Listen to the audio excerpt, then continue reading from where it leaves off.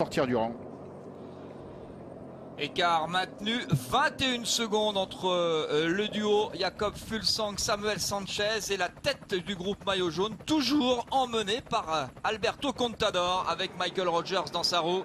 Samuel Sanchez, alors qu'on est au début, puisque oui, 3 km 700, c'est 4 km, on est entré dans le début de la montée finale vers la station de Super d'Evoluy avec un Samuel Sanchez dont on connaît les qualités de grimpeur. Rappelons qu'il a été le meilleur grimpeur du Tour de France 2011, après notamment une belle victoire d'étape. Et la particularité de Samuel Sanchez dans cette vieille équipe, hein, on peut le dire comme ça, au niveau de la longévité du partenariat, et bien dans cette équipe basque, Euskaltel-Euskadi, où avant il n'y avait que des Basques, et bien lui, même s'il est arrivé très jeune dans la région, n'est pas originaire du Pays Basque, mais bien d'Oviedo, dans les Asturies voisines. Lui qui est arrivé adolescent dans cette région avec sa maman, qu'il a élevée toute seule et qui est décédée. Ça avait été un drame dans sa vie, d'ailleurs dans la vie de Samuel Sanchez, en 2001, alors qu'il venait tout juste d'entrer dans l'équipe Euskaltel-Euskadi.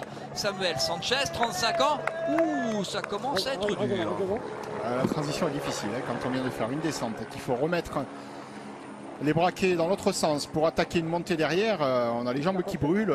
Il y a quand même eu beaucoup de dénivelé aujourd'hui. L'Alpe d'Huez, le col de Sarenne, le col d'Ornon, le col du Noyer que nous avons monté il y a un instant. Et voilà, donc les premiers kilomètres, ça brûle dans les cuisses. Il faut le Zang a l'air quand même un petit peu plus frais, hein, que Samuel Sanchez. Ah, il y a 7 ans d'écart. Christopher Froome ne laisse rien paraître. Michael Rogers, c'est le grand retour du coureur australien. Regardez l'écart, vue d'hélicoptère, c'est peu, hein, ça fait allez, 20 secondes. Voilà, ça fait 20 secondes. Cédric. Derrière le groupe Christopher Froome avec Geraint Thomas, que j'ai cru un instant qu'il allait réussir à faire la jonction. Malheureusement, à moins de 4 km de l'arrivée, c'est trop dur pour le coureur britannique qui est irrémédiablement lâché. Ça va être dur pour Laurent Stendam, ça va être dur pour Nieve. Et c'est toujours sous l'impulsion d'Alberto Contador, en équipier de luxe, que le groupe maillot jaune progresse. Alors, est-ce que ça va être suffisant pour aller rechercher Fuglsang et Samuel Sanchez? Le vent est relativement défavorable, 3/4 défavorable pour les coureurs. J'ai déclenché à 3 km, au panneau 3 km, l'écart, alors que Samuel Sanchez se retourne, l'écart entre Jakob Fuglsang, Samuel Sanchez et le groupe maillot jaune, le tout petit groupe maillot jaune. L'écart, grâce à Jean-Maurice Hogg, notre réalisateur, eh bien, je vais pouvoir vous le donner en live. Merci Jean-Maurice d'avoir attendu. Je dirais 23 secondes. Top, 24 secondes. J'aime pas vous contredire, mais ah, bon. ça y est, ils viennent de changer. Non, mais ils viennent de changer.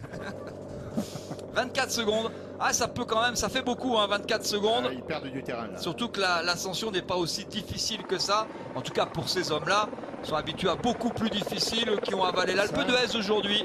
Et Alberto Contador accélère de nouveau. Très à l'aise aujourd'hui, Alberto Contador. En coéquipier de luxe, le mot est juste. Cédric Vasseur avait raison. Michael Rogers en train de devenir 3e du classement général. Christopher Froome devant Richie Porte, le 1er et le 2e du général. Oh, c'est dur pour Samuel Sanchez. Bouche ouverte. Il y en a qui serrent les dents, lui il les montre.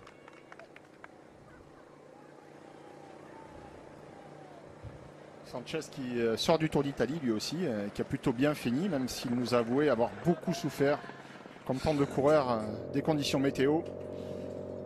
Et donc il est, comme c'est le cas pour beaucoup de coureurs qui sortent du Giro, encore sur la dynamique positive de ce Tour d'Italie. Il y a encore cet effet, ce rythme qui est parfois supérieur à ceux qui n'ont pas de grands tours dans les jambes encore.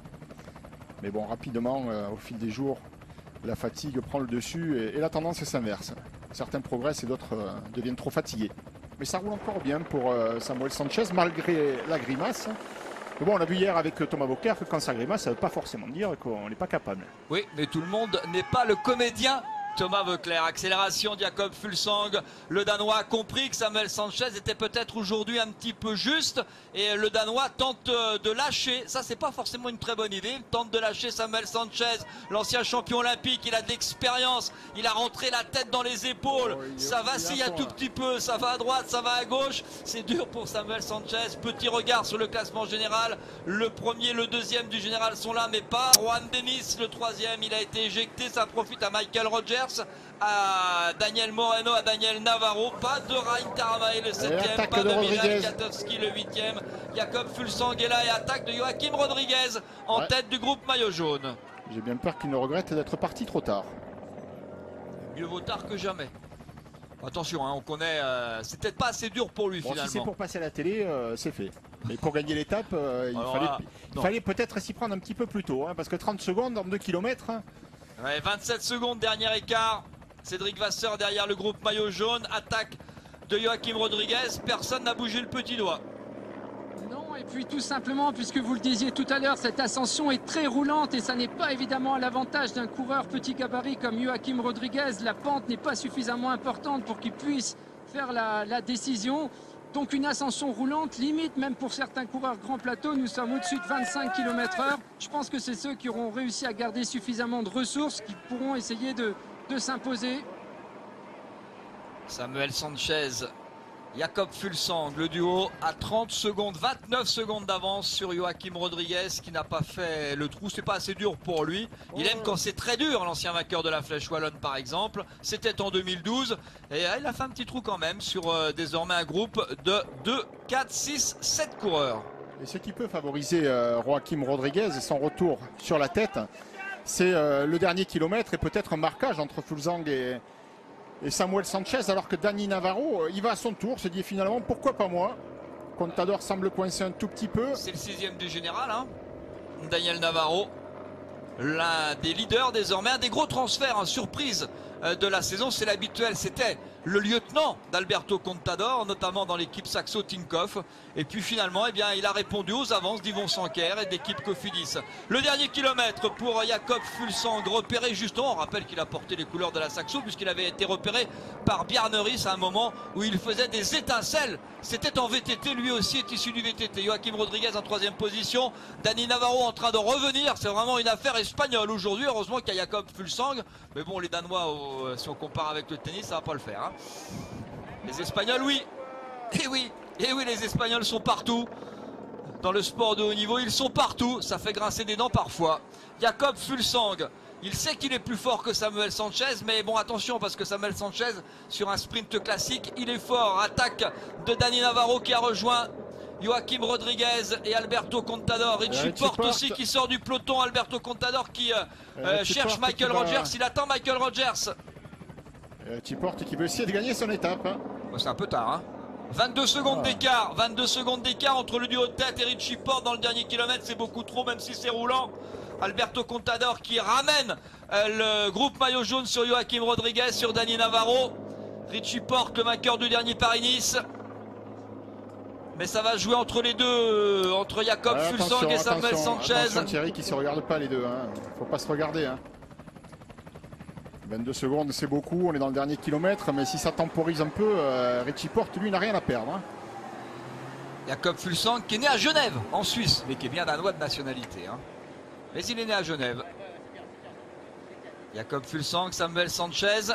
Alors Samuel Sanchez, ni l'un ni l'autre n'ont gagné cette année. 200 mètres, le dernier virage à droite. Samuel Sanchez, il sait gagner une étape, il va vite au sprint, peut-être un peu plus vite que Jakob Fuglsang. Ils se sont ratés hier, les coureurs de l'équipe Astana. Eh bien, ils vont se rater aujourd'hui. Samuel Sanchez s'impose, première victoire en 2013 pour l'ancien champion olympique. Deuxième, Jakob Fuglsang qui s'est bien fait berner, le Danois, par l'expérience de Samuel Sanchez. Richie Porte ici, à Super Devo, lui, il va prendre quelques secondes. Et la 3e place de l'étape, lui le 2e du général. Ce sera Steph Clément avec, c'est Joachim Rodriguez avec Steph Clément, Alejandro Valverde, Christopher Froome, où ça a été un petit peu dur sur la fin pour Alberto Contador qui s'est écarté. Il avait fini son travail pour Michael Rogers. Il y a Rodriguez qui en termine. Voilà, Contador, il a fait une sacrée étape, hein, depuis le... Allez, à 7 km du sommet, il s'est mis devant, 7 km du sommet, hein, du col du Noyer, il s'est mis devant. Et mission accomplie, je pense, pour Contador, l'objectif étant de remettre Michael Rogers sur le podium. Et bravo donc à Samuel Sanchez, que l'on a vu peiner, serrer les dents, ouvrir la bouche, chercher l'air, revenir, s'accrocher et finalement jouer de malice dans cette dernière ligne droite. Attention, hein, c'est pas n'importe qui quand même, hein, Thierry. Il a battu du beau monde quand il a été champion olympique sur une arrivée dans une légère remontée à côté de la muraille de Chine. Quand il s'agit de remporter quelque chose, eh bien, il est fort, c'est Samuel Sanchez, il sait trouver les ressources. La 30e victoire de la saison pour un coureur espagnol, c'est la 30e victoire aussi dans sa carrière pour Samuel Sanchez et c'est la deuxième